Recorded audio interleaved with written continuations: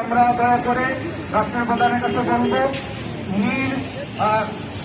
নিঃস্বার্থবাদ মুক্তি দিতে হবে ইনশাল্লাহ, ঠিক না? উনি একমাত্র নদীর গোলাম, আউলি কেরামের গোলাম, আহলে সুন্নাত ওয়াল জামাতের উনি যে মেহনত করেন, গোটা আহলে সুন্নাত ওয়াল জামাতের আলেমদের উনি বর্তমান একজন শিরোমণি, যদিও বয়সে ছোট কিন্তু এলেমের অনেক উঠে নবী রাসূলের প্রেম, আউলি কেরামের প্রেম তার মধ্যে অনেক আছে। সুতরাং আমাদের সাল্লাবাদ ইউনিয়ন রায়পুরা প্রধান রশিদ জেলার পক্ষ থেকে আমরা সরকারের কাছে সরজুরভাবে আমরা আবেদন করি মুক্তিটা অবিলম্বে মুক্তি দেওয়া হোক ইনশাআল্লাহ। আসসালামু আলাইকুম ওয়া রাহমাতুল্লাহ।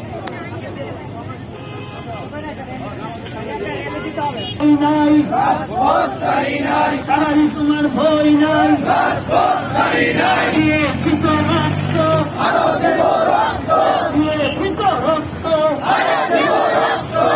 তোমার ভয় নাই। সম্মানিত স্বাধীন, আমরা জানি একটা বাগান নষ্ট করার জন্য একটা হুকুম পেঁচাই যথেষ্ট। এখন আমরা দেখতে পাচ্ছি বাগানের ডালে ডালে হুকুম পেঁচা বসে গেছে, বাগানের কি অবস্থা হবে আল্লাহ জানে।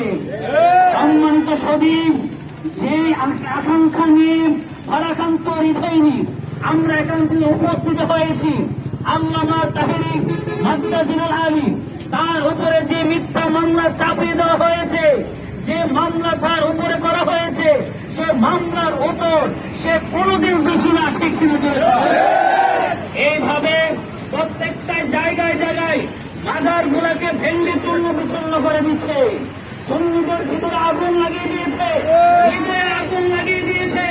তারপরেও সুন্নিওয়ালা যারা আল্লাহু আকবার কবর ইসলাম এসেছে।